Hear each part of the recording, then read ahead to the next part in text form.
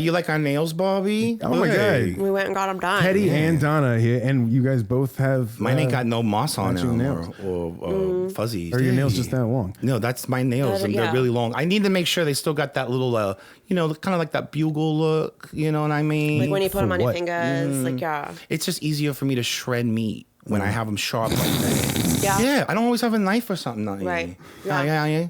And sometimes when you're like roasting a rabbit, you just kind of got to get in there. And that's beside the point. But Donna treated me to get my nails done because she's an amazing person. I kind of turned a new leaf with her. Oh, this is nice. Distance makes the heart grow fonder. And she started bathing regularly. Oh, yeah. So that was her problem. Well, also, I started keeping purse ham. She's got purse ham, which is those are bigger cube chunks. Thank you. Yeah. Oh, thank you. Oh, that's a lot. It's a ham. That's a premium one. It's like the dried ham. You might want some? No, thank you. No, that's for you. I just want to make sure you had it. It's nice and warm. See, yeah. I like the it. return of pocket ham. Yeah. So that's fantastic. How you been, Bobby? I've been studying up for a new episode that we got. We got a special episode for you guys. Is it about Chris Wolf again? No, but we are going to bring him up for a very quick segment because he returned to Websleuths and just did an interview a couple nights ago. Chris Wolf on Websleuths? He's on Websleuths, and it doesn't really go like you'd want it to. We also got some JonBenet news. Katy Perry finally responds to the conspiracy theory of whether or not she is JonBenet. Oh my fucking God. See, this is truth to power. You got to bring up the shit, and then these people, they will be confronted with it. They got to say something. Right. Cover all angles. And then for our main story, we're going to be looking at the Cults of Boulder. The Cults of Boulder? The Cults. Cults? C-U-L-T-S. Oh, not to be confused with horses, which are C-O-L-T-S. Yeah, not the Cults of Boulder. We're going to be talking about the horses of Boulder, the stallions, the wild ones, the tamed ones. Wow. No, okay, we're talking about cults. It's surprisingly, it seems like Boulder was kind of like the mecca of cults, starting back to the 60s. Fucking the birthplace of, free I thought love it was and Utah, but... You don't know. That's more like Mormon stuff. But hey, that's exciting. We got an exciting episode for you guys, huh? And you guys are getting along. I love this. Yeah. This is harmonious. It's just one of those things where you really shouldn't judge a book by its cover, Yeah, if you go 53 episodes where you guys have a problem and then, on the 54th, you guys are fine, I don't think that's them judging a book by its cover. I think that's like... Bobby, how superficial and small-minded of you. You don't think that we're three-dimensional peoples that can change and grow? Right. So quickly. I just mean it's such a sudden shock. But I love it. I'm not questioning the blessing here, so... All right. Listen, I'm excited for this episode. I'm excited for what the future holds. I'm excited for this new year. Spring's here, and I love spring and spring bang. And it's just a wonderful time where the garbage just doesn't smell as, how do I put it, female period-y anymore. Jesus. It smells a little bit more like, I don't know, just the decay of natural, meats and things like that, which is much better. It's the time of the season where, the garbage isn't too hot. Yeah. It's not cold and snowy out, but it's nice out, and you're not smelling the hot garbage. That's true. True. Yeah. And I usually find that you can find more cans of soup, like empty cans, like the cans of soup in the trash bags. People eat more soup around this time, I think. Empty in the cans? winter, when it's cold. What do you need empty cans of soup for? I'm looking for a little treat, for a little snack when you're just walking. Oh, you just take like a little sipper? Yep. You should really rinse your cans out, folks, before you throw it in the recycling. That. No. Supposedly you're supposed to. I don't understand. Bullshit. Bobby, whose fucking side are you on? What are you talking about? You're trying to tell people not to leave soup for us? Not what I'm saying at all. Sometimes I just want a little condensed soup chicken, is cream of chicken. Literally like the cheapest thing. There's like you just need pocket bottom. change to get a soup.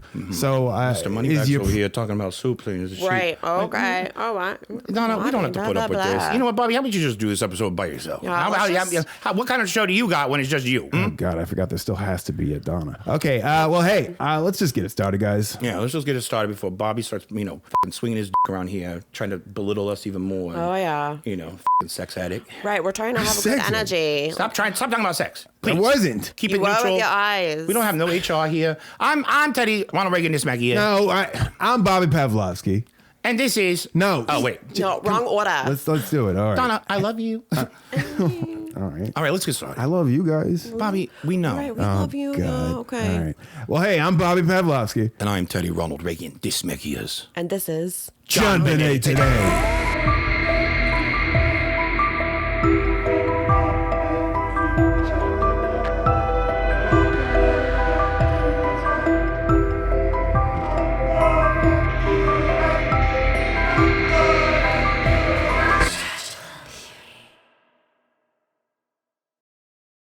The birds are singing. The sun is smiling and putting on his sunglasses and dispensing raisins. Spring has sprung. Everything is just beautiful and wonderful. I feel like I'm happy. The little baby in the sky is smiling. Oh, little baby JonBenet, maybe. No, I like the Teletubbies. Well, I just want to just say, like, this is like one of the first times in my life where I don't feel the lingering, nagging feeling that I want to kill myself. Oh. While I'm awake. Not while I'm asleep, but when I'm awake, most of the time I want to die. Oh, because you wanted to come here with us? Well, I think just because I got my purse ham from Donna's, and Donna, isn't being a stupid idiot bitch that lies and deceives. We're and working on it. Manipulates anymore. She understands that, I'm in her life to have her confront her demons and her weaknesses and her villainous ways. You know what I mean? I think there's things I teach him too, but Interesting. She teaches me patience. She teaches me forgiveness. She teaches me that it's okay if a woman does not respect her own body or her own, entire being. And right. I don't understand, but Interesting. where you going there? Well, I mean, the fact that you don't deserve to, like, I don't know, maybe me kill you or something like that, just Jesus. because you. I'm glad we got love past yourself. that. Yeah. Unknowingly, he's really She's- talking about emotional manipulation here, which actually plays into our main story about the Cults of Boulder. Really? Emotional manipulation and cults in the same sentence? I'm intrigued. Well, I mean, they kind of go together like, I don't know, Like bread and butter. bread and butter, yeah. Oh, yeah. Like raccoon foot and beaver foot and other foots Goat of animals. foot, yeah. Like the Lucky Charms, yeah. You put a little gold bond on there, a little pepper. It's delicious. Jesus. Your Okay. palate is so refined. Tell me about these cults, Bob. Well, we're gonna get to that for our main story, but first we gotta do some news. I guess this one's entertainment today. Entertainment today. Okay, so what is going on in the world of JonBenet Entertainment News, Bob? Entertainment news. Well, let me tell you what. We've talked about this before when we polled the audience and basically asked, what's like the wildest thing you had heard? What's the craziest JonBenet conspiracy? Oh, yeah. And this one came up a couple times, and it was that Katy Perry is JonBenet. Katy Perry, not Luke Perry. Katy Perry, the singer, isn't she married to Orlando Bloom or Yeah, something? she is. Perry yeah. and Bloom. Yeah. I think they're Buddhists and stuff. She's like- 40. No. Katy Perry really? not Yeah, lying. she's 40. Wow. Wow. So she responded to an AI-generated video shared via Instagram, which showed the then-slain 6-year-old beauty morphing into the fireworks singer. Perry commented on the post on March 1st, writing, "Wait, am I?" She don't even know herself? She doesn't even know. What? That could be part of that Magic Johnson MK. Damn, they actually picked a good picture for that. They She really looks did, like yeah. JonBenet Ray. Wow. Wow. They got that same. Like a kind of round. Same, Like a long They do that thing round, where they both open their mouth, which is appropriate for a 40-year-old woman to do, not really a But 6-year-old. not, yeah. she looks like one of those wax dolls from Madame Toadstools. U.S. Weekly, they wrote on here, Yo, it's Weekly. That ain't no real Bobby. It's Us Weeklies. Us Weekly? Put some respect on Us Weekly's name, yeah. right. It's Yeah, great look. toilet papers. You read it and then you use it to wipe when you don't got no toilet paper. I mean, it's a shitter mag, but you're not supposed to use it to wipe. It's in there I mean, for you it's to read. backup. Like, if hard times. Do you hear this, Donna? You whatever. see, this is exactly what I was talking about with There's Bobby. a lot of pushback. He's been yeah. like this ever since the election. What are you talking about? Nothing. I don't understand. We'll I'm just talk saying about it's a it shitter later. mag, like as in, like, it's the one you read in the bathroom. And really now it's like a thing you would go to if your phone dies. It's really just a backup for that, because that's what you do in there. Yeah, he calls it a bathroom, but when I try to take a bath in the bathroom, I get in trouble because you're not supposed to use toilet water, but it's water, and it's just this whole classism, that just comes from Bobby. I don't Like, know, just having an looking unobserved down, life. right, You know what I'm yeah. saying? What are you talking about? Nothing. You just keep going. Because you Yeah. use Us Weekly to wipe your ass? Bobby. There's a lot of judgment from this. Do you think it's okay, Donna? I don't understand. Like, everyone comes up on hard times, so Listen. I'll give you toilet paper. Clearly, this is touching a nerve. It sure maybe, is. Maybe Bobby's got hemorrhoids and he needs certain special papers that is going to be gentle on his bottom and his anus tube. And we just let's just drop the subject. Okay. Well, and also, All right. I don't like how they word this. What do you where mean? they do say that a spokesperson for the Boulder PD told Us Weekly in a November 24 statement that they were aggressively investigating the case and pursuing all avenues. They go on to say then, a source connected to the authorities, meanwhile, told us that there have been a new set of eyes on the case in an attempt to find anything that could have been overlooked. No one is off the table. The case is still wide open, the insider shared. We are after the truth for whatever that is. We are going to leave no stone unturned.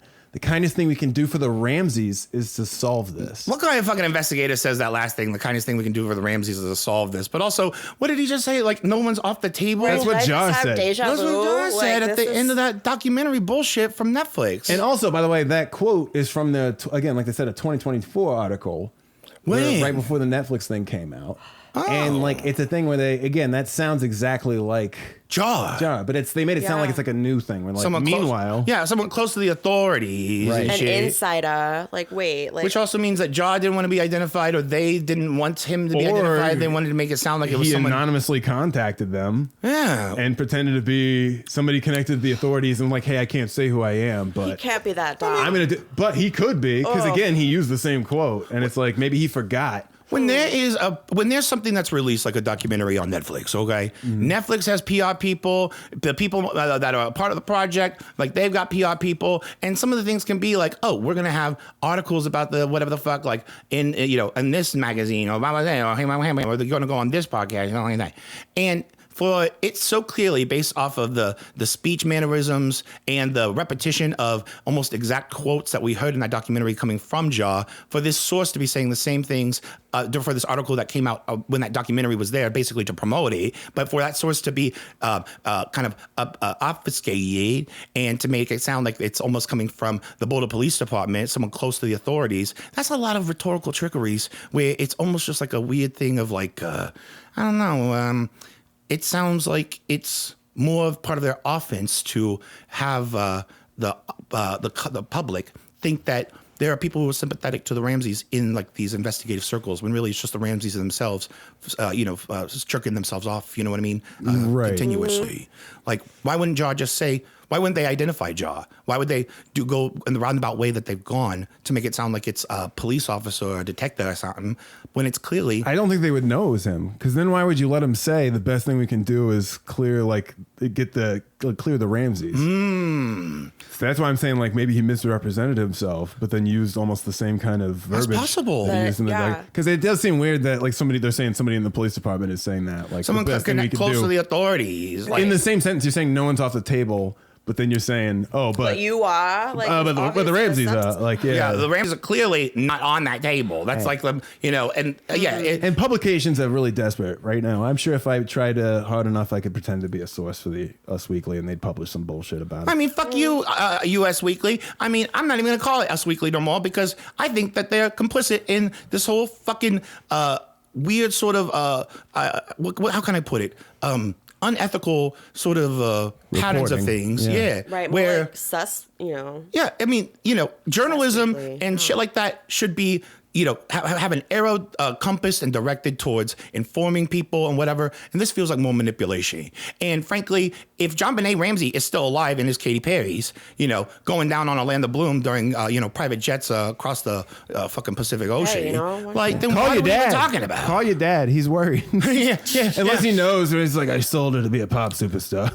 And Katy Perry, she grew up in a cult. She did.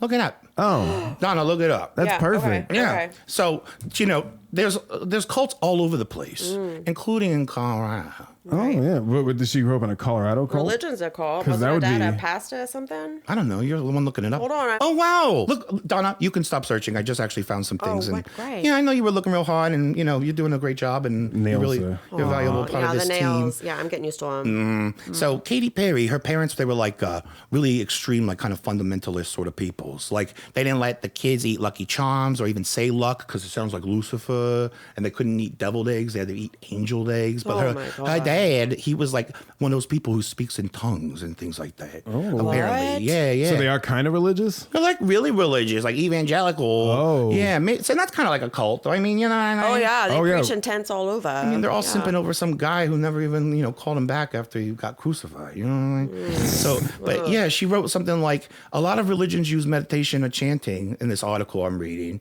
She said it's a secret direct prayer language to God. My dad speaks in tongues and my mom interprets it. That's their gift. And that's kind of like us, Donna. Like, sometimes I'm talking about things and they fly over people's head, regular people, layman people, Bobby people, but you get it and you know how to say it in a way that he can comprehend it on his, on his level. Yeah. But so she does raise an interesting point that we're going to bring up later too. That's really the argument of like how crazy is some of this stuff. Like where it's a thing of like speaking in tongues is like I mean, a do they lot have like snakes meditation too? where Like- Yeah. so it's a thing of like really like questioning, what you believe in, is that necessarily wrong? So it's Right. it raises an ethical question. Ooh, this is going to be a deep episode, everybody. Right. Go ahead and take a shit now because you're going to, you want to be planted and over firmly that. seated. Anything you want, Katy Perry, you guys want to say? I don't know. No opinion. No opinion. You think she's JonBenet? No.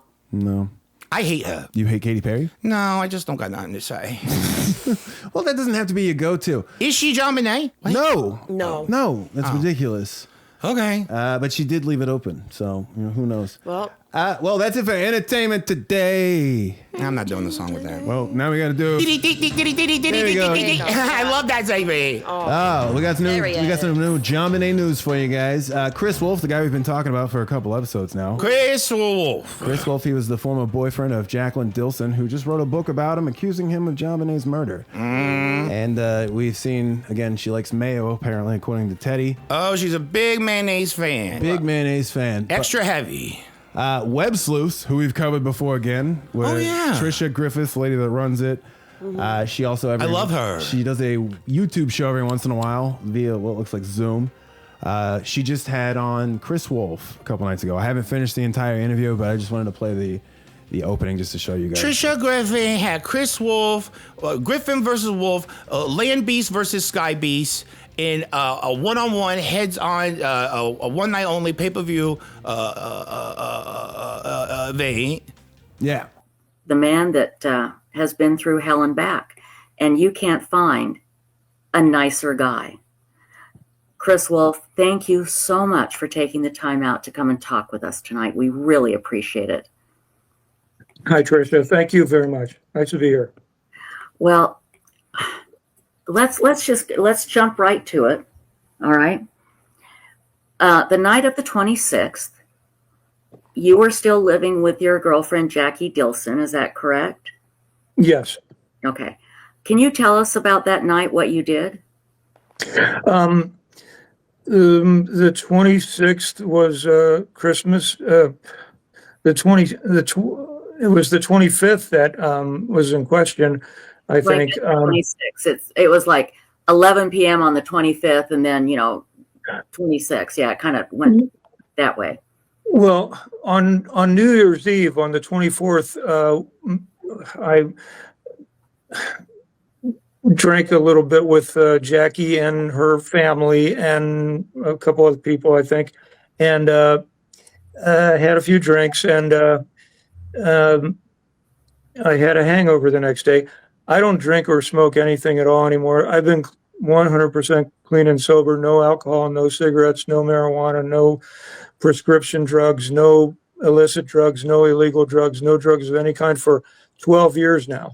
God. So that was how it started. Where I He's was like, boring. It was like editing's important, people. Editing's important. Live stream, sure, it seems For sure. fun, but there's an art to editing and getting to the He's meat and clearly got a potatoes. lot to get off his chest. Also, it seemed like he was like he closed his eyes, like he was like Rattling he off. memorized that list of everything that it's like specifically off. I mean, if he was still smoking cigarettes, I wouldn't trust him. So I'm What are glad you that he trying to don't- get a fucking casino job? I don't. I mean, what the fuck, No matter what, you're going to have some sort of cardiovascular failure within the next 10 years. Yeah, but Spiritual and also sensitivity. when you say you're off all of that, it's like, okay, so what's wrong now? What's going on, right Right. now? So he goes on to basically say that he actually drove around like earlier in the afternoon, and he spends a lot of time rambling that like, oh, the sun actually set earlier in Boulder. And so Jackie thinks I was out that night. I was actually not. I drove around in the afternoon. I was probably back by like 6 or 6:30. on the day of the 26th. Yeah, that day where he's talking about going and driving around. But I now see. it's like, But then he said New Year's Day. yeah, and too. also it's like he said he saw it on the news too, which that isn't the thing where it wasn't fully on the news yet, the 26th, because that was the day of the.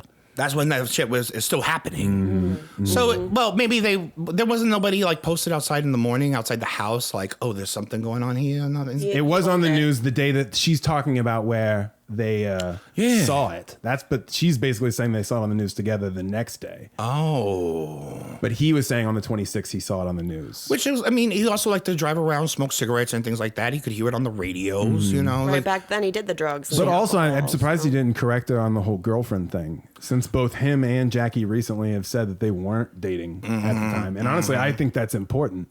Absolutely. Especially to his whole overall narrative of... It tells you about their interior worlds, you know. But I did listen to the beginning part where they do have this guest on called Cynic. I don't know, it's weird. They don't really reference what it is. But they were pretty smart about the whole case and stuff. And they did bring up something I didn't know before, that Darnell Hoffman, the attorney. Oh, yeah. That one guy that stabbed himself, supposedly in a suicide. Oh, that's right. I remember that. Right in the fucking chest. Yeah. He actually, because he was Chris Wolf's attorney and Linda Hoffman-Pugh's attorney. Represented him in these cases against the Ramseys. And apparently he had some sort of vertigo. One of the problems that hampered Darnay Hoffman was that he suffered from a medical condition called labyrinth vertigo.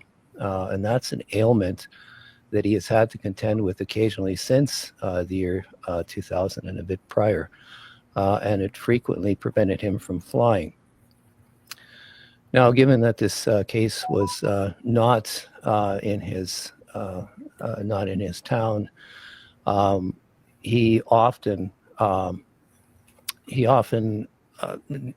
chose to, for example, in the depositions in the case, he talked via speakerphone, and he did have an assistant attorney on scene. His name was Evan Altman. However, the fact that Darnay himself could not be present in person was definitely an issue, among other issues. Oh my God! And we've seen Lynn Wood give him shit for it in those transcripts where he's saying you wouldn't fly up here, like kind of thing. Like, Lynn Wood, he's such a smug son of a bitch. And it's the same vein where he says he's made more money off the Ramsey case than he's ever made in his entire life, kind of thing. Oh my God! But it was interesting that it's like, God, why do you guys have this attorney? Where it's like, it was a very shitty attorney. Yeah. And I guess he didn't show up to one of Linda Hoffman-Pugh's hearings, and he was like actually held in like contempt for it. Jesus. What the fuck? It's almost like, what if his job had a secret job of being the person who represents the opposition? Like you know, a patsy. Yeah, like kind of like a Massey, like someone where it's like, if I was Linwood or some shit, I'd be like, hey, you know what? I'm gonna get this weird guy who is idiosyncratic and doesn't, fly and shit, and I'm gonna have him, have a bee in his bonnet when he reaches out to these people who are the main fucking, thorns in the side of my clients, and just give him horrible representation without them even knowing it. I mean, that's what I would do. That's interesting. That's and I'm not evaluating how I. Interesting. That would make sense because he was out in New York. So. Out in New York, doesn't want to fly to these places. Randomly has this interest in. Yeah. Probably offering his services to these people who can't really afford a good lawyer, but he's like, I'll do it. He's a for-hire lawyer, which would make sense of why you end up getting stabbed in the chest and it's ruled a suicide. Interesting. We got to do a whole episode on Hoffman. Well, that sounds. Wow. Let's keep scratching the lottery ticket of what's beneath the surface of this evil world. And we're kind of like The Wire in that way. Yeah. You know what I mean? All the opposition we run up against. So, check out the interview on Websleuths if you want to watch it. It's like 2 hours. And I was like, I couldn't do 2 hours of that. But who's that for? It's for, true crime people and the people in the chat. People who take long poops? What are you talking about? I don't know. I mean, 2 hours, listen to someone say all the time. Well, hey, we might be doing a live stream soon, but we'll get to that later. So what?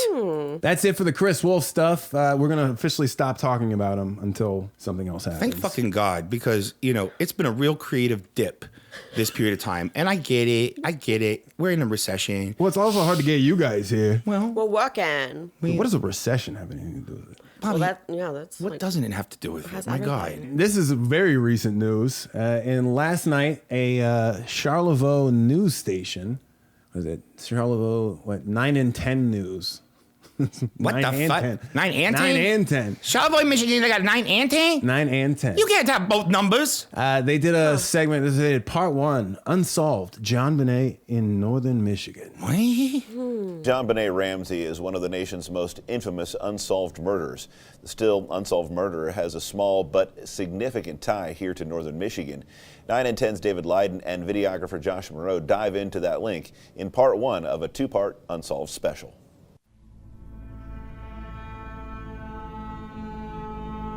I was working on a house that we were building at the time and painting. It was a weekend. It was just after New Year's. And I got a call from the chief, and he said Boulder PD is coming to Charlevoix, and I need you to help us out.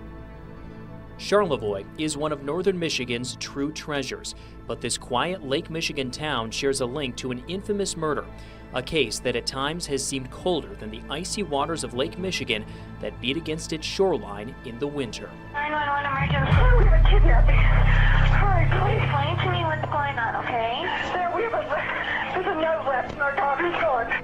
The family of JonBenet Ramsey was said to be heading to Charlevoix to continue their Christmas celebration in 1996.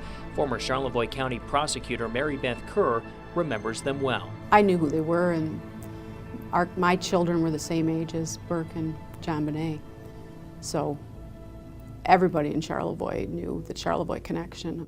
Former Charlevoix Police Chief Dennis Halverson remembers the Ramseys as well for their involvement in the community. They seemed to get pretty involved relatively quickly. And so Patsy, put this bicycle decorating competition together. And I remember going there and I saw, 8 or 9 kids, and then one of them just stuck out. I mean, just head and shoulders of, if I was one of the other kids, I'd have felt bad even being there. This one young lady was dressed up, as I recall, kind of, in a little Bo Peep costume or dress, and just beautiful. Could have been a postcard, and obviously, hard not to vote for her. Wow, Charlevoix, where absolutely nothing fucking happened. It's a tundra. Right? Like, what was it, a slow news day? Where Fuck it was that like metaphor? Like, oh, it was ice cold, like the cold. and the music they were playing, fucking like ridiculous. But I'm ready to book a ticket right now. Also, I like how they knew the prosecutor and the chief apparently at the time. Interesting. Yeah, and there was that chief like kind of into JonBenet. Like, what the fuck was that kind of shit? Oh, when he said he saw her, she stood out. Yeah, like, oh, clearly from all the other kids, and she's a young woman or some shit. It was just like dressed as Bo Peep or from. This is some fucking weird ass fucking. Like, the first time I ever realized that I was attracted to a child. I mean, my God, it's like, Jesus say it without Christ. saying it. It's like save it for your fucking therapist, This is what the song "Lady in Red's" about. Exactly. Except it's a lady in white because it's like a tampon that hasn't been thrown up. Wonderful Donna's huge cavernous cunt. So, well, I can't wait for part 2 where they tell us whether or not they think the case will ever be solved. Yeah. Can we just get Tim Allen like doing lines in Charlevoix instead of this kind of shit? Because that's a much better sort of marketing campaign. They should have got Tim Allen to narrate it. Yeah.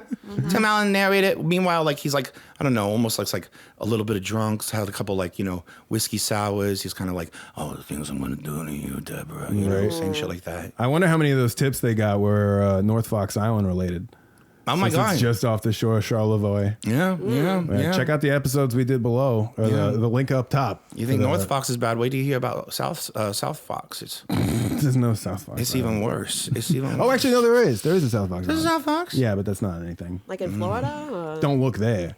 Don't look there. No. Don't look there at all. Okay. So, yeah, that's it for the Charlevoix tourism video. Thank you, E4, for sending that over. Yeah, fascinating. There's still, the fact that all these people in this town where she didn't even die at, Nani, like they probably still all think about her all the time. And it's almost like, Drew Carey with Cleveland. Like she is part of like a mascot for them. You know what I'm saying? And what is up with that little Miss Charlevoix? That sounds like something that Patsy Ramsey made up, because ain't no way there was some beauty pageant in this town before the Ramseys. Oh, no way. Right. Or a bike decorating contest. What the fuck is that? What is a bike decorating contest? How do you decorate a bike? Yeah, how do you decorate a bike? What is that? I don't know. It's not like a golf cart. You know how they decorate those.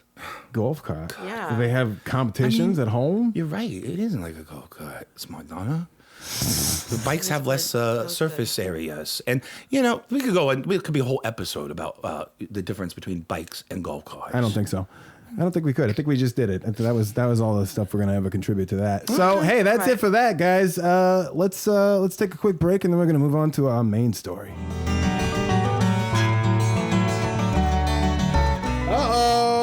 Extra, read all about it. We got merch. Can you believe it? We got merch, and we were asymptomatic. Hey, no, merchandise, like shirts. It's not a disease. Wait. Yeesh. No. Clothes? We're talking about clothes. Clothes, the t-shirts. We got clothes? Yeah, you've seen them, buddy. No, I'm not seeing no clothes. What clothes we got? Well, we got the JonBenet Today title shirt, okay? Ooh. We got the Bobby, Teddy, and Donna and name shirt. I love it. We got merch now. It's exciting. The link's in our bio. In the description, we got the JonBenet Today 9/11 Memorial t-shirt. God, never forget. JonBenet Every day or you can 9/11. remember. The link in the description. And we love you so much. Buy a shirt. Remember us forever. Money only has value when you spend it. What the fuck are you doing hoarding it? You Why think say you're that? Oh, you hoarding here's a who? Go ahead and buy a fucking shirt and some puffy pussy slippers. You fucking degenerate. I love you. We love you. Love you. Okay. So while we are going to be talking about the Cults of Boulder, we would be remiss if we didn't talk a little bit about one of the most famous cults that actually has ties to Colorado. What's that? It's a little cult called Heaven's Gate, Teddy. Are you familiar with it? No. Not familiar with it? Well, here's a little, here's the introduction video. We'll just play a couple snippets of this and we'll see if this hooks you. All right. Classroom, or in old language, a couple thousand years ago, disciples. Those who are trying to prepare themselves for entry into the evolutionary level above human, synonymous with the kingdom of God, the kingdom of heaven. We're going to talk to you about the most urgent thing that is on our mind, and what we suspect is the most urgent thing on the minds of those who will connect with us. We'll title this tape Planet Earth About to be Recycled. Your only chance to evacuate is to leave with us. Planet Earth about to be recycled. Your only chance to survive or evacuate is to leave with us. What? Bobby, we gotta pack our bags. We gotta get ready to go. Oh, this already happened, buddy. No, this already happened. We're not gonna get saved. That was Marshall Applewhite. He led the movement with his with Bonnie Nettles. Marshall was one of the founders of Heaven's Gate. He was also the homosexual son of a Protestant minister. He was born in Texas. He ended up graduating from the University of Colorado Boulder in 1969 with a Master of Music degree. While there, he played starring roles in two musicals, Oklahoma and South Pacific. So the founders, Bonnie and Marshall, they were known in the movement as Doe and T, or Do and Tie. Do and Doe? D-O and T-I. I don't know. So Christina Applegate and Bonnie Rubbles, they started a video that has a purple backdrop. And and he's just riffing. I like how he's just riffing where he's like, that's what we're going to call it. Well, he's just Planet Earth is being recycled. What? He's like, well, I mean, he's a direct conduit to apparently some sort of, wise knowledge, sort of, intelligence, some god or something. Is that why his eyes are crazy? Thank God they had a camcorder where it's like, oh, I'm getting a message. I gotta. I mean, my God, they were like $1,000 back then. Right. So somehow I guess you get this tape, and if you wanted to do it where it's like shit, Yeah. What do I do? I want to go. I gotta go. So He's mocking me. No, I'm not. Let's be nice. No, hold on. I'm not mocking him because people, did that. It's a thing where it's like very smart people end up in cults. Very smart people do end up in cults. Yeah. And some things that people call cults aren't cults. This is not a cult. And this guy's got a guaranteed, like, that's a good primer right there where it's like, hey, if you want to go, you got to go. We got to go, guys. So it didn't end too well. Here's a little 2020 thing on it from a few years ago. A sprawling mansion, the curtains drawn, a mystery inside. An old videotape begins to flicker into view. Our first glimpse of a secret world.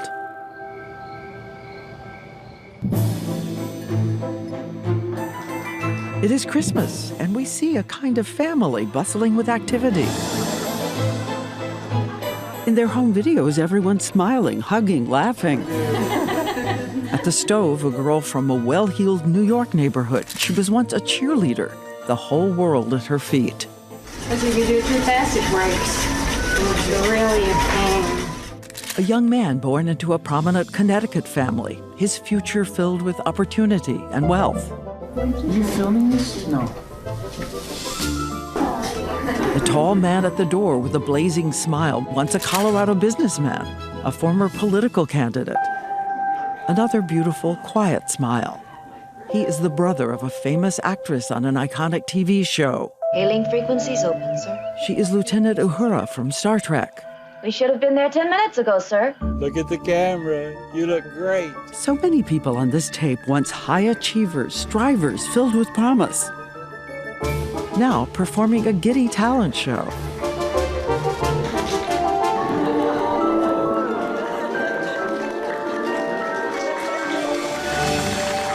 That's a valedictorian who was once a presidential scholar. So take a closer look at the revelers. Do you notice anything about them? Their haircuts, exactly alike. Baggy clothes, no gender. And with every move, they fix their adoring gaze on one man in the room. They call him Doe. Marshall Harv Applewhite, Doe, is basically their god. Who is this man called Doe? And what is the source of his power over highly accomplished people from all over the country? Ohio, Missouri, Minnesota. Listen, he's directing the scene. Look at the camera. Where's your normals? There. Ah, good. For more than 20 years, how has he convinced these followers he can lead them through the gates of heaven? He promises they'll be carried to the next level of existence in a UFO. Does he believe what he's saying? As he asks them to record video farewells to Earth, death just hours away. Tapes that raise so many questions about the narrow divide between choice and coercion, faith and delusion. Tinkerbell warns Peter Pan that every time someone stops believing in little people like her, a little person dies. People in the world who thought that I had completely lost my marbles. They're not right. These people who are laughing 24 or 48 hours later ingest poisonous barbiturates and kill themselves with bags tied over their heads. Yikes. What? Well, they had to, or else the little people was going to die. That was just Tinkerbell. But I think that was more like a metaphor. But also, it's like, how can you be, I like how they're like, I'm not crazy and I can't be wrong, because it's like, you know, they're all real you're smart. going to win that, because it's like, how are we going to prove it? Because that's the ultimate, you know, what happens after you die. But exactly. Apparently, yeah, they used to believe that the UFO basically would take you off to the next level. But then that Bonnie Nettles, the lady that founded it in 1985, she died of cancer. So that kind of changed. She died in 1995? That changed their views on ascension, where they were like more like that your body was merely a container or a vehicle for the soul, and then the consciousness would be transferred to next level bodies upon death. Oh my God. Which is why they all killed themselves. Kind of like a Crash Bandicoot kind of situation. On March 26, 1997, San Diego County Sheriff's Department discovered the bodies of 39 active members of the group, including Applewhite, in a house in the San Diego suburb of Rancho Santa Fe. They participated in a series of ritual suicides. What? They killed themselves all together? Mm-hmm. Oh my God. Just before the mass suicide, the group's website was updated with the message, "Hail, Bop brings closure to Heaven's Gate. Our 22 years of classroom here on planet Earth is finally coming to conclusion. Graduation from the human evolutionary level. We are happily prepared to leave this world and go with Ty's crew." I hope they have a good trip, have a fun time. Yeah. Are they going to come back at some point? I don't think that was part of their plan. No, there's but no coming back. I would say no, probably not. I don't think they're wait a coming back. minute. Mm-hmm. These people all killed themselves in a group mass ritual ceremony kind of thing to ascend to some sort of consciousness, a heaven kind of thing, because one man kind of told them to over a long period of time. Like he was like the person that they listened to for all their faith and worship and shit. Yeah, Doe. Yeah. Like, he's like that guy. That conduit, that guy in the tape. the That very conduit. convincing tape, you know? Oh yeah. So that means that was their faith, and that was a cult. Yeah, basically, because, you know, they got, look at that, the people they all described, like the businessman, the actor's brother, where it's like they got a bunch of people that willingly come there, believe in this. So a cult is able to make it seem like it's their own choice because of how they kind of manipulate the belief system. Yes. Oh wow! If you can manipulate the belief system and the desire for answers to big, humongous biblical sort of questions about like life and death and purpose and existence and things like that. Yeah. Trying to make sense of a world that almost just seems like determined to be senseless and violent and reckless. Yeah, very much similar to Miley Cyrus's sinuses after doing all that fucking Molly. Oh. It's reckless. It's a reckless ball. Was she snorting it for sure? Do we know that? What do you think Wrecking Ball was about? It was about wrecking balls. Balls of cocaine, Molly. Oh, I never thought of it that way. So while the Heaven's Gate cult wasn't necessarily based in Colorado, around the time of, the hippie movements in the 60s and the 70s kind of thing, a lot of the transplants that went to that cult were from Colorado. I've linked a great article below. And again, also the founder graduated from the University of Colorado Boulder. Let's move on now to the actual Cults of Boulder. Now I know what a cult is. So, even back in the 1980s, the New York Times recognized that Boulder was becoming somewhat of a mecca for cults. The New York Times, back in the 80s. They wrote a whole article about it. Mecca, what's that, like a McDonald's or something? Nah, it's like a place where everybody goes to congregate. Yeah, like right there, like a casino. Yeah, you go there. You're drawn there. Boulder, home of the University of Colorado, is the New Age Athens, as a local astrologer put it. By some estimates, as many as a quarter of nearly 80,000 people who live in this town, which spreads beneath the eastern scarp of the Rocky Mountains, have undergone some type of New Age training. Bulletin boards at Boulder's elegant Pearl Street pedestrian mall advertise bewildering congregations of life and growth empowerment practitioners, specialists in balancing and aligning energies, psychic reprogrammers, past life regression experts, neuro-linguistic programmers, crystal healers, teachers of planetary ascension and soul merge, and the channelers who commune with the dead. Oh my fucking God, all these people, all these things are on the bulletin board of the Boulder Pearl Jam Mall? Yeah, it says there's even a self-described New Age accountant who lists rebirther among his qualifications. Holy shit, you know how rare that is? It's like a sommelier for Surge sodas. Is it? Yeah, it's really hard. No, Surge wine. You can make it. You can make a wine with anything. You can. You I can don't know do why it. you'd want to do it with Tears. Surge. Okay. It's rare to be able to make a wine out of something, especially like a soda, and like a rebirther is really, really rare. Right. Well, in this article, they say that beliefs that existed for a long time on the metaphysical periphery are now becoming very much part of Middle America. New Age philosophy is becoming the religion, or at least the ethos, of a growing proportion of the young, professional middle class that is now beginning to move into positions of responsibility and authority in American society. Holy fucking shit. And this was back in the 80s. Right? This New Age visionary that they talked to, Barbara Max Hubbard, said that a new order is being born that will be as different from what exists now as the Renaissance was from the Middle Ages. Oh my God. Shit. Middle Ages, that was like a long time ago. Right? And Renaissance, that was like a really big deal. Right. Beyonce had something to do with that. Beyonce? She had a renaissance. She had a renaissance. Right? She did. She did have a renaissance. They said nowhere has New Age thinking had a more profound impact on conventional society than in Colorado. Meditational techniques have become common fare in the state's public and private schools. Thousands of workers in some of Colorado's most prestigious corporations regularly attend management motivation courses based on the teachings of New Age theorists.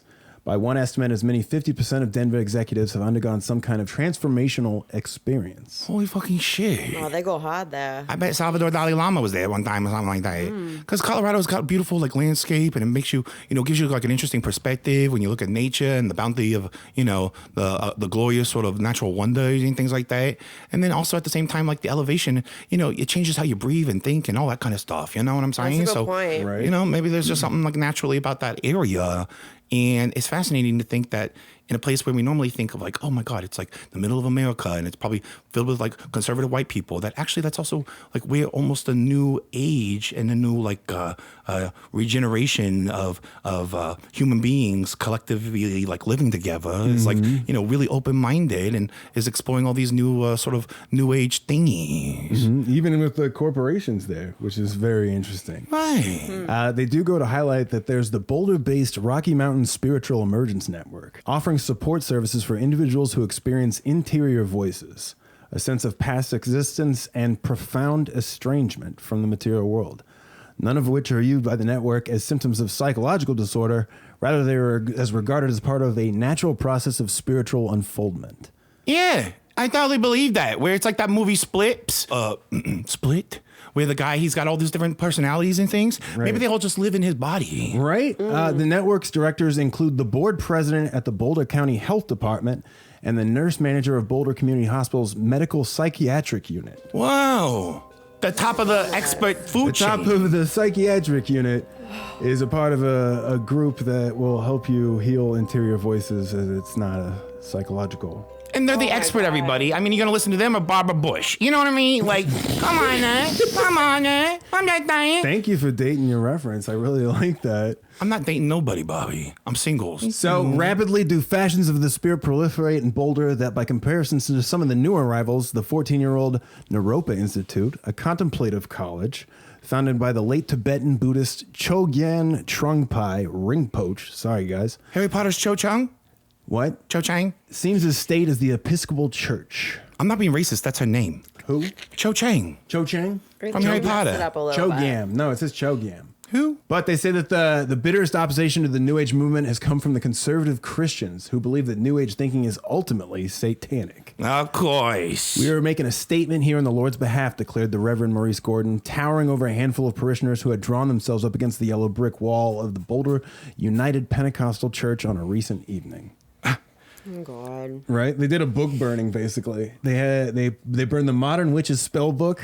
They're like, this one tells you how to maim, kill, and seduce. The Bible? Yeah. Gordon dropped each book into a barbecue grill, smoldering beside him. They ate it? No, they were burning them. They weren't gonna. No. It was like a book burning, but I like how he did it on a grill. But they said he had a heap of books on witchcraft, meditation, Eastern mysticism, and pagan beliefs. They just released all the fucking knowledge and, Akashic record kind of thing of all that energy from those books into, the ether by burning it and changing its state of matter and metaphysical properties. Yeah. Those stupid idiots. But it's interesting that it's like, that's what we're going to see in this, where it's like this kind of like the Christians versus, the mysticism, where it's like. Right. It's like a spiritual war. One has that's to occurring. Be right. Yeah. The front lines of it is in Boulder, Colorado. Because also one thing to note is that if there's these people who are the leaders of these, really sort of prolific institutions there, usually those are dominated and only positions that are only occupied by people who are, devout Christians or people who are like part of that sort of, conservative Christian upper class framework of their, city or whatever. But not in Colorado. Not in Colorado. They're trying different. So did John possibly participate in these seminars being a CEO? Is that why it's like he always didn't seem as Christian as Patsy? Maybe he's So they needed it, but it was a thing of like, was John more open in his thinking? Did that kind of change him? He's done a few, rounds of peyote. He's, he's got an engineering mind, So my guy. Think of things you gotta prove it to make practically, sense, kind of thing. So absolutely, it's interesting, like how he really saw religion, especially as a corporate guy in a world where everyone else around him's kind of new agey. Yeah. It's like he can't go full tilt in that direction, but he has to be in the circles and in the rooms with people who, are part of that sort of fundamentalist Christians or whatever the fuck. And so he, instead will just, play with their sort of emotional and affiliation and connections to the, their ponderances of faith. You know what I'm saying? And so he's very cynical. Well, and that brings us to our first actual cult of Boulder, which this one's an interesting one because it's more of a Christian offshoot cult. They are called the Resurrection Church. The Resurrection Church is like a Puss in Boots to, the Christianity sort of Shrek. I got you. Right. And in 2017, they were banned from the University of Colorado Boulder's campus. What? For their aggressive tactics to try to recruit kids, basically to, hey, under the guise of something, getting you to come to our house kind of thing. Yeah. Oh, look, we all live together kind of thing. We need you to cut off your friends and your family. I mean, it sounds like a fraternity or sorority. I mean, it sounds like isolation, but it's isolation. There was a lot of parents that were complaining like they were cut off from their kids and stuff like that. And if you look them up on Reddit, you'll see like it goes to like the University of Boulder's Reddit where people are asking about them and people immediately warning, like people like stay away from them. Like, oh my God. Like, do not go towards these people. Wow. So there was a cult, and apparently they were like effective because they were taking too many kids. Well, they're still going on. Yeah, they're still going on. But they're cutting off people from their families, and people don't know really what's going on. Wow. Well, I mean, Christians have been doing that for thousands of years. Yeah, that's why they try to make everyone the same. This is like a low-key Scientology thing, too, where it's like ripping people off from your family and like keeping them all living there, and the same thing right. where you're controlling pretty much everything they do. Maybe their family's not good, you know what I mean? Because you really become cultish when you realize you got everybody in one place. Mm-hmm. That's the thing. You got to be controlling the living conditions. You can't be like a cult where like, oh, we show up and meet. Like that's not a cult. Oh yeah. It's not like a cult where like you just drop by. Cult is we live here together. Exactly. You have complete control of their environment and, you know, their finances and their autonomy and things like that. That's where Christianity, like, that gets a win for me. Where I'm like, you know what? They're doing the once a week. I see. meetups where it's like a cult where you're half in, half out. It's still You're really a not cult. believing as hard as the people that are Is it living in on yet? a compound. Is it in yet? When you're on a compound, you lose sense of time. You know, it's like Big Brother UK, where it's like, you know, you're being watched all the time. There's the panoptical effect, and then, you know, there's bystander effect, and then there's also just like, you know, people won't stand up for authority oftentimes because they're afraid of how other people are going to ostracize them. Yeah, no coward you know, is allowed. You can be you can be punished and shit. Just like how Scientology, I mean, they punished that one guy's wife, and she never reappeared. And Leah Remini's was like, what the fuck? Like, we used to eat rice-a-roni and, you know, all types of other sort of packaged products, grains with her, and she, you know, and then she got, you know, forced out. You know, you're making me think. You know, what would be a great reality show is if you just secretly got people, like you filmed it like a Big Brother thing, but they don't know that you're getting them to join a cult. It's people that are willingly do it, but they don't realize that they're just being filmed and the cult's not real, and that's the big reveal. And it's like, how long do you stay in the cult? The person who stays here the longest wins $700,000. But they don't know that. But it's that you have now fully changed your belief system. Wow. I love that. I love the idea of doing that. And I think real social experiment. Yeah. Yikes. Yeah, it's just how I like talk when I talk about little people and how I want to have them like in, you know, their own like pastures and things. It's not a matter of like I want to have a cult and, you know, I want their complete devotion and, you know, I want to experiment like certain brainwashing things with on a human being or a human being adjacent. It's just that I want to give them a quality of life that is fundamentally you know, and tangibly better than anything that they've ever experienced.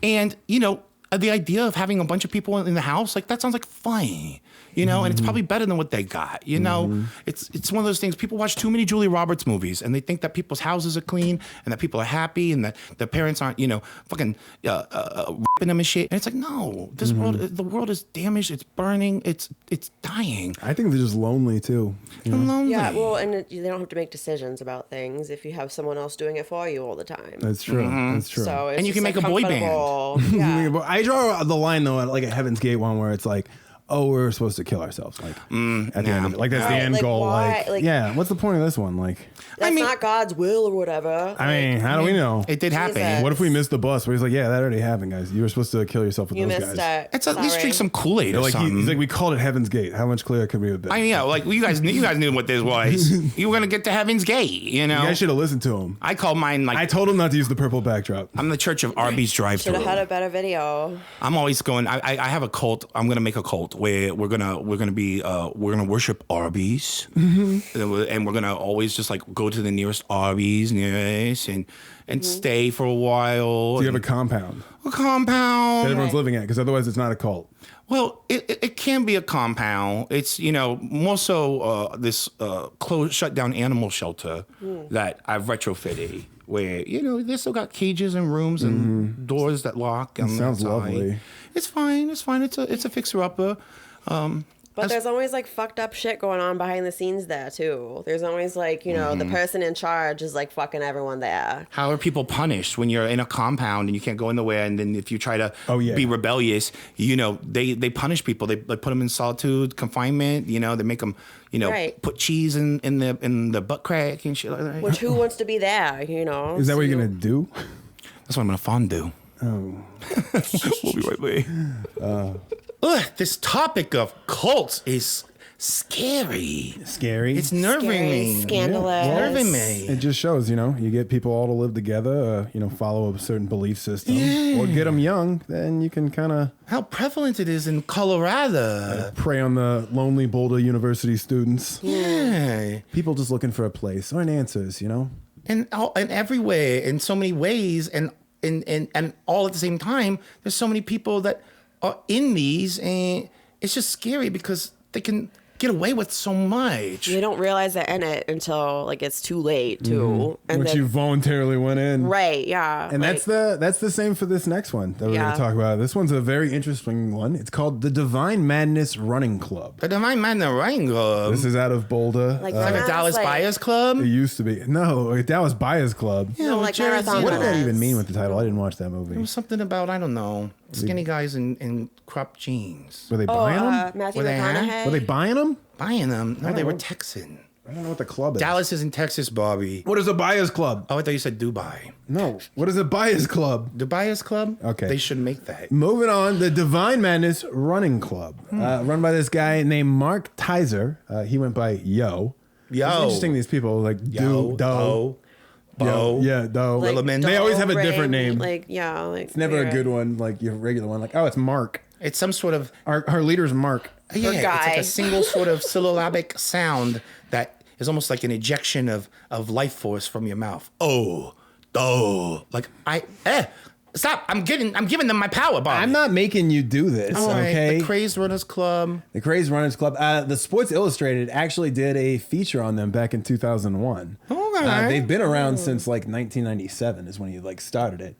But basically, they compete in all these different running competitions, and their runners are basically like machines. What? Like they just keep going and going and going and stuff like that. The fastest, strongest ones alive. They live in rented houses scattered throughout Boulder or at a gated compound for some 4 hours west of Albuquerque.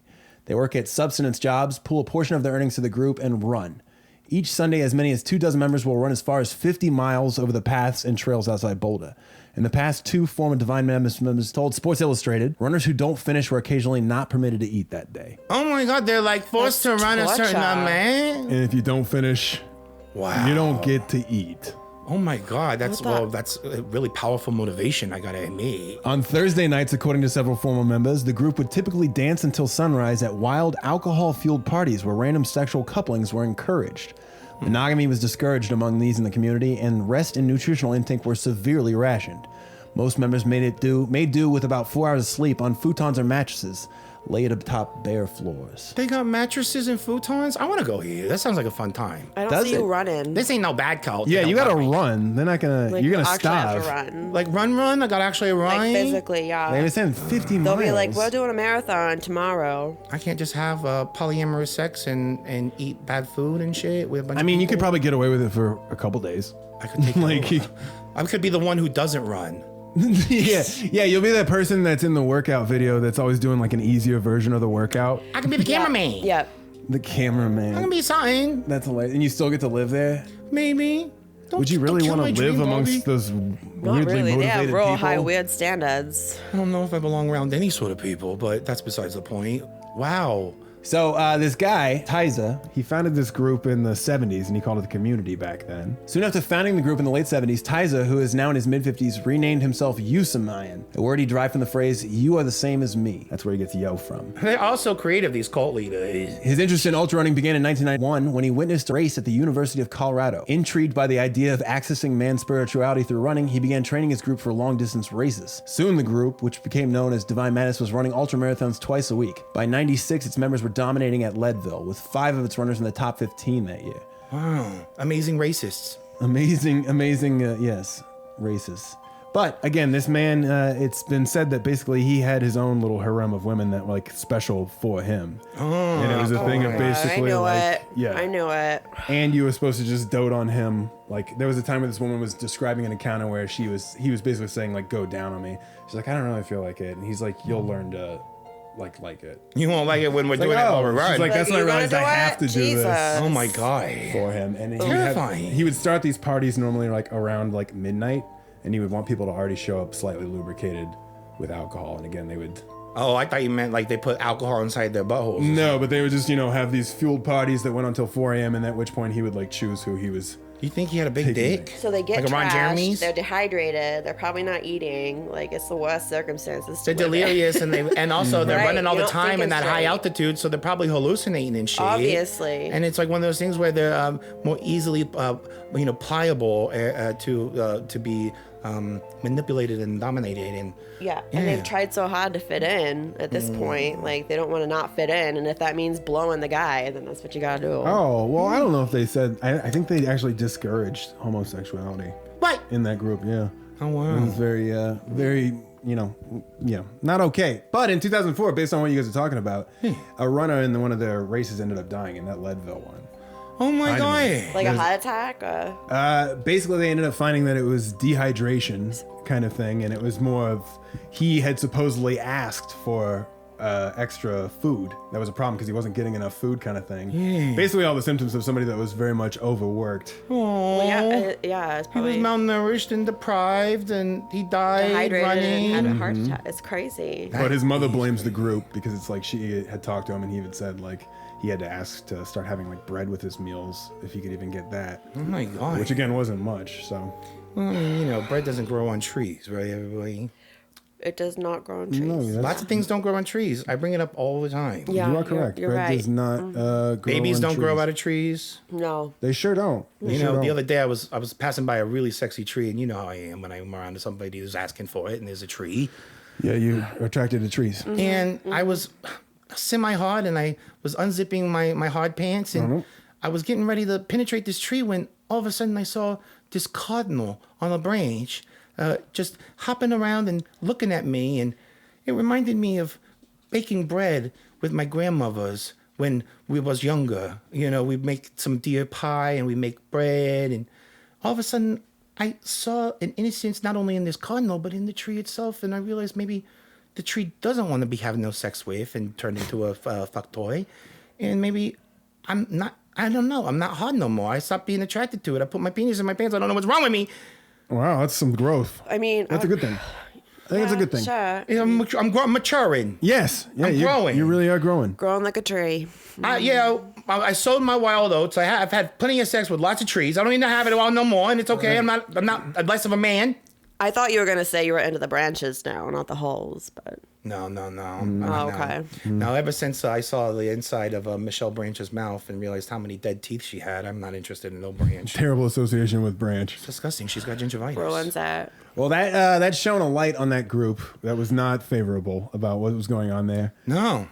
They started to disband around 2004, and he ended up moving out of Boulder. Some say he got kicked out, but he moved out, and now it's in New Mexico. Oh my God. And they operate now as the community again. Ew. So, but it's a running fled. club. But it's a different kind of cult. But it's still it's a unique sort of niche cult. Mm-hmm. Like there can be different current. types of cults. They happen all the time still. It's like we look back and see, like we talk about it after the fact. There but could like be a they Dr. still, Seuss cult. It's just different. Yeah, it's like the yoga teachers. There's a Langston Like, Hughes it's crazy. cult. Exactly. We only read Harlem Renaissance plays, or some, I only watch Cloverfield at 1.5 times speed. Yeah. There's all kinds of different unique things that people can use as a way to latch on and pull people into their cult-like cyclone whirlpool. Well, and they'll look for damaged people emotionally, Right. like broke down, they got divorced. People like how yeah. you used to be. Right.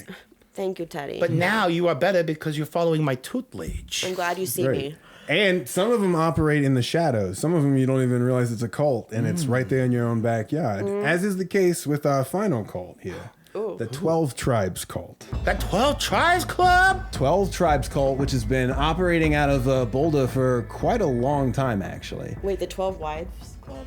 Not the First 12 Wives Club with tribes. Ron, I Diane thought you said Keaton, 12 and wives. The leader of this one is Elbert Eugene Spriggs, who goes by Yonek. Yonek?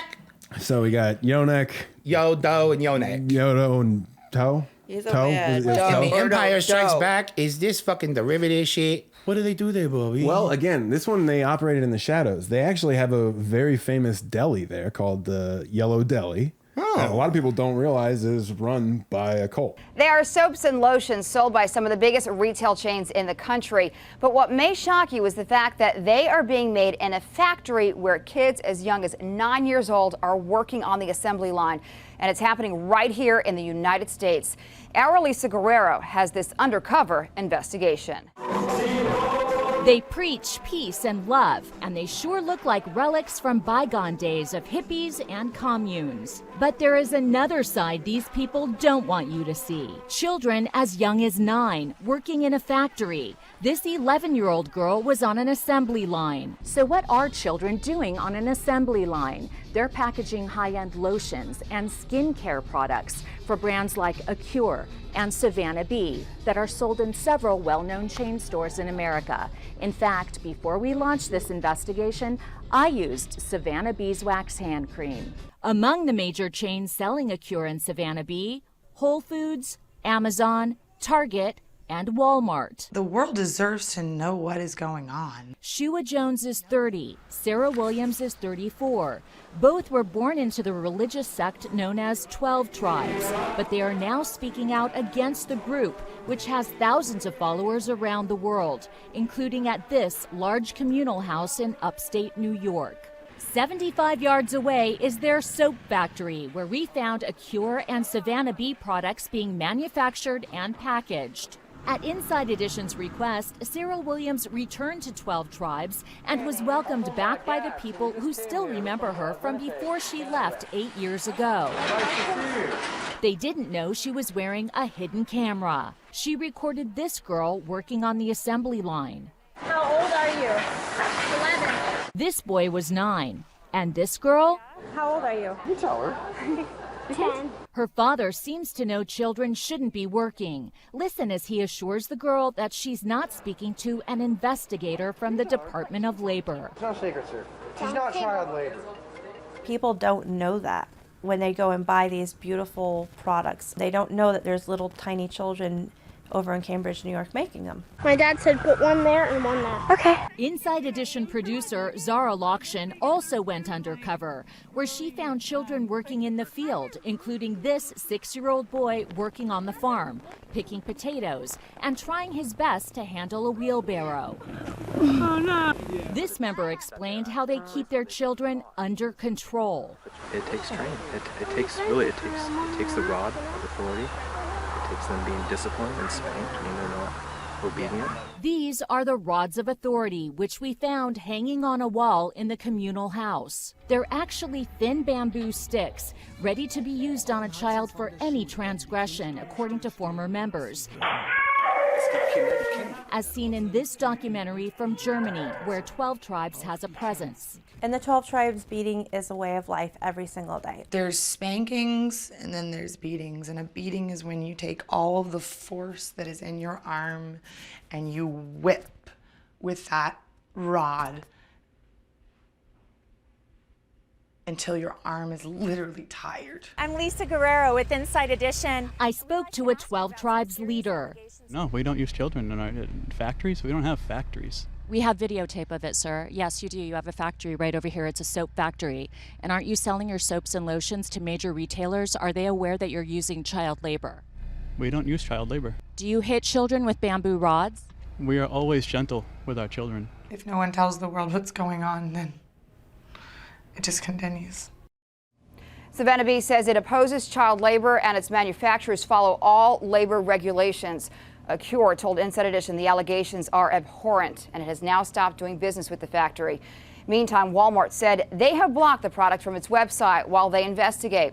Target is looking into what we found, while Amazon and Whole Foods had no comment. I mean, kids make better soap. What can we say? Jesus. Right, it's a nouvelle. Is that true? The tiny hands. Tiny hands. So, yeah, I mean, and So the this- digging up potatoes That goes sounds for like a good digging. time. Yeah. Well, again, I found now through other reports that people have made, they weren't paying like fair wages or anything like that. Like it's not, and again, not paying kids at all. But also they shelter these people so much that there was one lady who basically when she left the cult, she flew to Colorado just weeks after 9/11 and she had no idea that the terrorist attack had even happened. Oh my gosh, she never knew that 9/11 happened. She didn't even September know 9/11 11th. happened. Where the fuck was she? She was stuck in the soap factory Yeah, house. Oh my one of the God. different offshoots of the thing. Jesus. It's so weird how, these entire little worlds that are completely disconnected from, society at large just can exist and persist for years and years, and nobody knows, is none the wiser. But the guy that runs it, again, this 63-year-old Spriggs, he's been married 4 times, and he calls himself Yonik, a Hebrew word for sapling or sprig. His lifestyle is a cut above that of the cult members. While they lead Spartan lives, he jets between homes in the southwest of France, Sao Paulo, Brazil, and Boston. Those are exotic locations. He's going to Boston and Sao Paulo and Vamp. Wow. Well, he must be a very busy, important man who deserves all that wealth. He might be. Well, he's a businessman. He runs all these companies that are... It's a cult at the base level, but really it's a business that he's like, look at this labor. I got in America where look at this free I got labor. these people to believe in this thing and willingly be here. Yeah, I mean, that might be one of the least offensive ways a person can be at the top of the economic food chain in this country. I mean, we really want to turn that log over? Whoa. How do you think you get bananas? I'm sorry, are you saying you're for child labor in America? I'm just saying that that's not the only thing that gets for child labor, and other things do too, but I don't know what I'm saying. I'm just saying, I'm thinking about bananas, Bobby. Okay. A lot of people die brought over bananas bananas. up a few times, yeah. The slaves, they pick bananas. I mean, slavery exists. It's horrible. Modern It's day still one, yeah. alive and well in the world. But now you just got to trick them first into thinking that it's good for them. Yeah.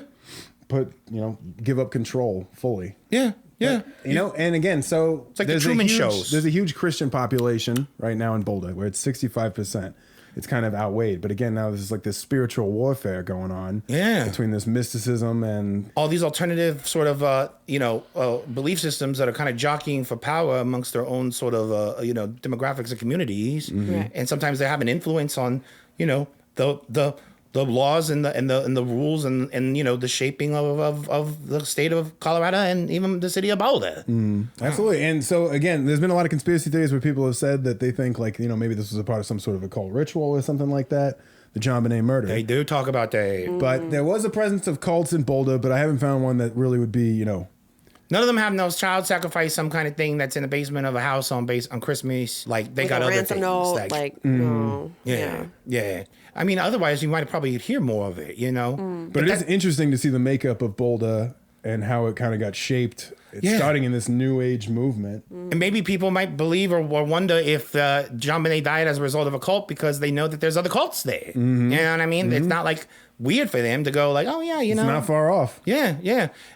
But it's just that, one would also think that maybe there might be some sort of, some sort of footprint left behind of the existence of some kind of cult that is along the lines of that weird, like, baby killing Jeffrey, Mike Epstein sort of thing, where, it's like super crazy or elaborate, Right. Well, the good ones are, again, operating in the shadows where it took for the 12 tribes to even really get a line shot on them that there was this huge fire that started on their property. What? Ended up killing 2 people, but it was the biggest wildfire that Colorado had.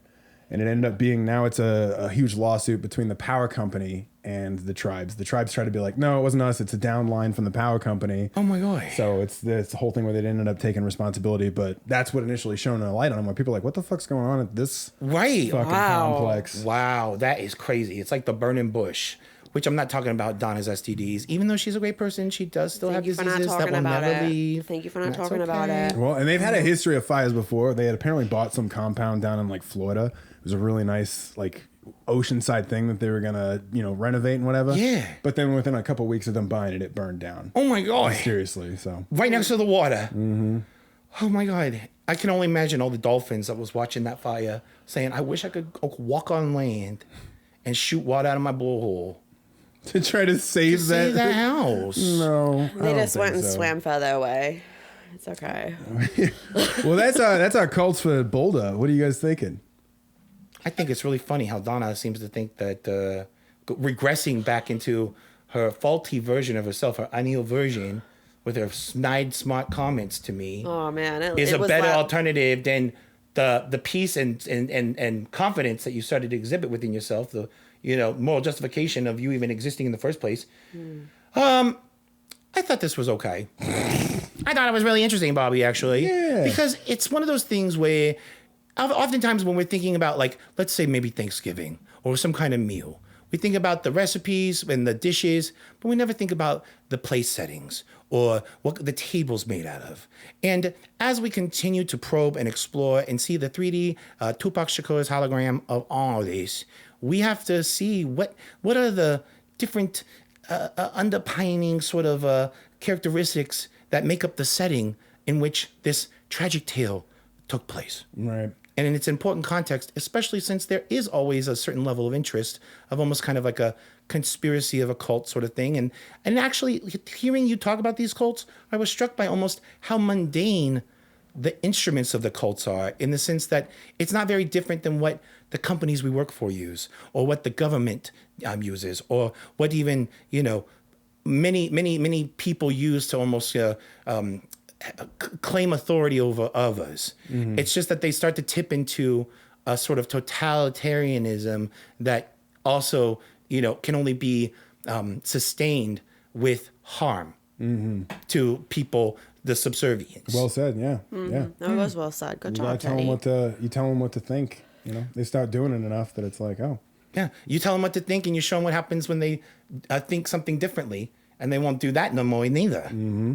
Mm-hmm. And they get the rod of authority, right, Donna? The rod of authority is scary. Oh, no. Yeah. It could be a lot of, it takes its form in a lot of different ways. The rod of authority. Up. Fuck you. You know what? I've been meaning to say this all fucking episode. You were doing so good. You were doing so good. I thought we really made it, Father, and I guess we have not. I realize the cult of personality that comes with cults, and I'm recognizing a lot of that things that you do, Donna, actually, is the same fucking shit that these people do. And how do I know you're not going to try to run your dick into me? If I did that, I would have way more people taking care of shit for me, but they're not. You probably have a bigger dick and not such a spongy, gushy. Well, wouldn't you like to know? Shit. Wouldn't you like to know? Go look at Swinton's. It was going. All right, it's over. Beautiful to see. I hate her. We're back to normal. Jesus Christ, guys. Well, that's great. No to end on, I guess. So it's over. Yeah, well, unless you got anything else to talk about with it. No, I'm going. It sounds like you just back to hating Donna, so. Yeah, it's quick. Yeah, you just. All right, guys. Well, that's great. Well, all right. Well, great. Yeah. We'll see you for the next one. Yeah. I hope so you good to have you back. Everybody. All right. Well, hey, I'm Bob Vevlovsky. I'm Teddy Ronald Reagan. Take your finger out of your mouth. I'm Teddy Ronald Reagan. And this is JonBenet today.